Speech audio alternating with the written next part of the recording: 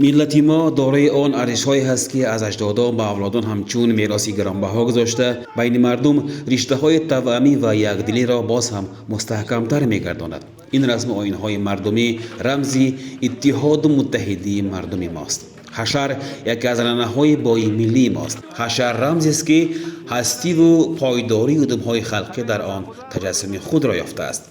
هر سال با آغاز فصل بهار به خاطر آبادی و آزادگی کشور حشرها تشکیل کرده می شوند. طریق حشر و وحدت و یکدلی مردم ما بسیار مشکلات و کمبودی‌ها برطرف کرده شدند. ساکنان جماعت شهروندان محله‌های ینگریق و آفتابرو نیز همه ساله برای تازه کردن رودی محله حشرها تشکیل می کنند. اشتراک در حشر و کمک کردن به اهل محل در کار دست جمعانه الکی برای جوانان نورسان به حکم عنعنه درآمده است. همه ساله جوی محله که درازیش انقریب 15 کیلومتر است در روحیه چنین یکدلی و همبستگی تازه کرده می شود.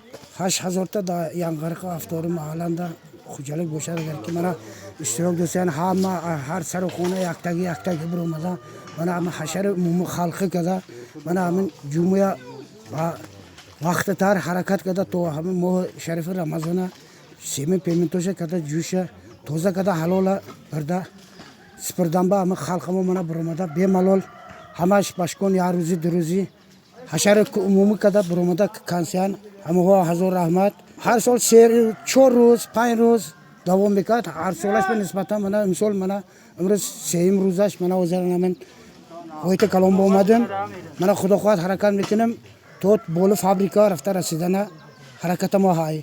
امروز هم ساکنان محله ها در حشر تازه کردن جوی فعالانه اشتراک کردند. از آب این جوی ساکنان محله های این حدود اجراکاران و دهقانان شرکتی سوخ فرمیران استفاده میکنند و از آب این رود هزارها هکتار زمین آبیاری می شود. خلق ینگریق آفتابرو هزار رحمت یوش پیر اومده همین حشر جوا به منت خدمتی و خیر کسیان در این خطر این خوموم هم ها یوردمه و خیم کسیان رحمت هم کوچه باشی ینگریق میشه من رحمت خلق من ندارم. در حقیقت این گونه عنعنه و رسم آیین‌ها مردم ما را به هم نزدیکتر و قرین‌تر می‌کنند. امروز پگاه تازه کردن خط آب این حدود به آخر میرسد و ساکنان این موضع‌ها از نعمت آب حیات بهره مند می‌گردند.